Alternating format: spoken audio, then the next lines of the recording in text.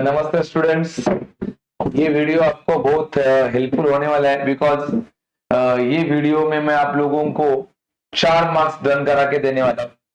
आपको पता है जो आपको क्वेश्चन नंबर 5 आता है, जो लास्ट सेक्शन रहता है इंग्लिश के पेपर में, वो पेपर में टोटल 4 सब क्वेश्चंस रहते हैं। क्वेश्चन नंबर 5 में उसमें का जो ये तुम्हारा क्वेश्चन नंबर 5 का जो ए है वो मैं यहाँ पे बता रहा हूँ। क्वेश्चन नंबर 5 का ए, क्वेश्चन नंबर 5 का ए, क्वेश्चन नंबर 5 का ए मैं यहाँ पे बता रहा हूँ, जो पूरा का पूरा बेस्ड होता है ऑब्जेक्टिव के ऊपर। और आपको पता है ये ऑब्जेक्टिव 4 मार्क्स के लिए आते हैं। तो वो कौन से ऑब्जेक्टिव आते हैं पेपर में, ये वाले टॉपिक से, वो अपन यहाँ पे डिस्कस करने वाले हैं। ये वीडियो वॉच आउट करके जाएंगे तो भी आपको पूरे 4 मार्क्स मिलेंगे, क्योंकि इसके बाहर का कोई ऑब्जेक्टिव पेपर में नहीं आता। तो आप देख सकते हो, choose the correct alternative and rewrite the sentence. MCQ है, 18th century gifted mankind with, इसका आंसर ये आता है नोवेल एंड पीरियोडिकल इसेज, ऐसे। उसके बाद में अगला क्वेश्चन है आपके सामने, that is novel soon become a dominant literary genre as it, तो ये सारे उसके option, helps people to live, caught the intellectual and sentimental realistic spirit and crew gradually and gain a popularity. ये तीनों इसके ऑप्शन राइट है, इसके लिए इसका क्लियर ऑप्शन आ जाएगा all of the above. Then Indian writers in English novel initially wrote about the theme of, that is nationalistic and social virtues, इसका answer है। उसके आगे है that is Gothic novel contains, Gothic novel contain all of this इसके अंदर आता है। उसके बाद में strike out the necessaries, detective fiction is, इसका आंसर आता है that is protagonist is necessarily an eccentric person. उसके बाद में अगला क्वेश्चन है that is fill in the blanks by choosing the correct alternatives. Correct alternative अपने को चुनने का है। तो आपके सामने करेक्ट अल्टरनेटिव के क्वेश्चन यहाँ पे फिल इन द ब्लैंक्स के लिखे। Novel is a relatively dash narrative, तो नोवेल एक लॉन्ग नरेटिव होता है। English word novel is derive from the Italian word, कौन सा वर्ड था वो, novella. Then Geoffrey Chaucer wrote, इसने कौन सा बुक लिखा था, that is the Canterbury Tales. The Tales of the Genji by Murasaki Shikibu और पब्लिश इन द ईयर, कभी पब्लिश हुआ था वो 1010। The Pilgrim's Progress is a novel written by, किसने लिखा है ये, जॉन बनियान। उसके बाद में who is the pioneer of the stream of conscious novel, तो इसका आंसर है that is Virginia Woolf. Then the first Indian English novel Rajmohan Wife was written by Bankim Chandra Chattopadhyay, Bankim Chandra Chattopadhyay इसका आंसर है। The Joseph Conrad wrote the novella name as a, Joseph ने कौन सा लिखा था नोवेल, जिसका नाम है the Heart of Darkness. Science fiction is a genre of speculative functions dealing with, किसके साथ डीलिंग करता है ये, दैट इज फ्यूचरिस्टिक सेटिंग, इसका ऑप्शन है। The famous trio of Indian writers, कौन था वो trio, that is Mulk Raj Anand and R K. Narayanan and Raja Rao, ये उसका करेक्ट आंसर है। उसके बाद में ये क्रोनोलॉजिकल ऑर्डर है, आपको इसका सीक्वेंस अरेंज करना है। देख लो सीक्वेंस अरेंज करने में क्या पूछा है, तो इसमें पूछा है right in a chronological order, तो सीक्वेंस इसका अरेंज करना है। तो सबसे पहले नंबर पे आ जाएगा बी, सबसे पहले नंबर पे बी आ जाएगा, इसको पहला नंबर होगा, देन इसको दूसरा नंबर होगा, देन इसको तीसरा नंबर होगा और इसको चौथा नंबर।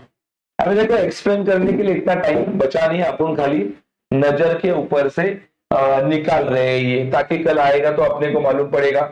ग्रीक रोमनेंसिस ये पहला है, उसके बाद में मोरास्की सिकागू ये दूसरा है, उसके बाद में ये जो चाउजर द कैंटेरबरी टेल्स ये 3 नंबर पे, और ये the appearance of the magazines and the newspaper ये सबसे लास्ट में आया।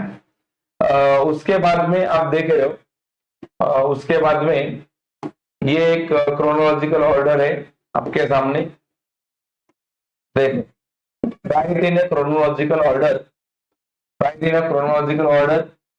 तो इसमें सबसे पहले आया है तुम्हारा ये इंडस्ट्रियल रिवॉल्यूशन, उसके बाद में ये आया है the rise of middle class, then उसके बाद में आया है तुम्हारा ये द ड्रामा एंड पोएट्री, और फिर आता है नोवेल गेन पॉपुलैरिटी। फिर इसमें given below are the some novels events and writers of the Indian English arrange in a chronological order, इसको अपने को अरेंज करना है। तो सबसे पहला आएगा ये Rajmohan wife by Bankim Chandra Chattopadhyay D वाला, फिर ये rise of famous Indian trio, फिर ये वाला Nayantara Sahgal, Arun Joshi, Manohar Malgonkar, and then Arundhati Roy, Kiran Desai and Kiran Nagarkar. उसके बाद में ये given below are some novels in English literature arrange them in a chronological order, इनको भी अपने को अरेंज करना है। तो इनका सीक्वेंस अगर आप देखने जाएंगे तो सबसे पहले इसका सीक्वेंस में आता है दैट इज देखो DBAC, that is DBAC, D B A और C, ये इसका सीक्वेंस है। सबसे पहला ये बुक आया, फिर ये आया, फिर ये आया और फिर ये आया, ठीक है। उसके बाद में आपके सामने correct the chronological state whether the following sentence are true and false. नीचे दिए गए सेंटेंस अपने को ट्रू है कि फॉल्स, यही खाली अपने को बताने का है। फिर मैच द कॉलम है, बराबर, यस। फिर मैच द फॉलोइंग के बाद में फिर ऑब्जेक्टिव में और क्या कंसेप्ट है इसके अंदर देख लेते हैं। ये complete the sentence, complete the sentence के बाद में कंसेप्ट क्या होता है पूरा खत्म होता है। तो सबसे पहले अपन ट्रू एंड फॉल्स देखते हैं। ट्रू एंड फॉल्स में क्या पूछा है देख लो, बहुत सारा है, खाली नजर के ऊपर से घुमाने का है। आपको इसमें से कोई 4 मार्क्स के लिए कंसेप्ट आ जाएंगे। तो इधर पूछा है क्या, novel is recognised as the most dominant literary genre in modern times, ये ट्रू है। और novel is relatively short narrative, ये फॉल्स है, बड़ा नरेटिव रहता है। Tale of Genji is described as the world's first novel, ये भी ट्रू है। Middle class people had a little interest in a romance and the tragedies, true है। Novel gave a voice to the aspirations and the longings of the middle class, ये भी sentence 100% कैसा है, true है। उसके बाद में अगला कंसेप्ट है number 6, The woman novelistic haven't contributed significantly in English literature, इसका भी आंसर फॉल्स है। Novel is a greater in length than novel. Novella is a greater in length of novel, ये फॉल्स है। Setting doesn't affect plot of characters, ये भी false है। The strength in opposite forces in a story is called a conflict, ये भी true है। Then epistolary novel is a series of the correspondence, other documents and the diary entries as a will, ये भी sentence 100% true है। इसके आगे कुछ match the column है, आपको मैच द कॉलम, इधर अपने को पेयर मैच करने, आप देख रहे हो। तो theme is a philosophical statement, then plot is a course of the event, Then character is can be a thumbnail, and setting is the background of the story. ठीक है, उसके बाद में आगे कंसेप्ट है थीम इज अभी हो गया philosophical statement. Plot is a course of the event. Then conflict the struggle in between the opposite force. And language style is a technique of narration. ठीक है, अगला जो मैच द पेयर है आपके सामने, देखो, दैट इज अगाथा क्रिस्टी का match the pair है ये क्राइम फिक्शन. विलियम जेम्स का आंसर है that is the stream of consciousness. Then George Eliot का इसका आंसर है that is psychological novel. Then Mary Shelley का आंसर है science based on novel. Then Virginia Woolf का आंसर है that is stream of consciousness. Then Mary Shelley का answer है that is science based novel.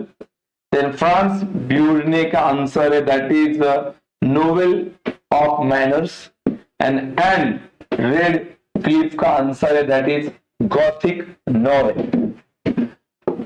उसके बाद में अगली मैच द फेयर्स आपके सामने है नंबर 5 एंड 6. देखो, rise of the middle class का आंसर है that is novel as a literary genre. Then I am sorry, novel of the literary genre नहीं है, इसका आंसर है तुम्हारा industrial revolution. Then the spirit of realism, इसका answer है तुम्हारा novel as a literary genre. Then novel and periodical essay का answer है तुम्हारा 18th century. And the tales of the Greek romance is a story of ideal love and adventurous. Then the flow of thought is a stream of consciousness. The internal life of the as a protagonist is a psychological novel. The novel based on the life of the author is a autobiographical novel. And इसका answer A.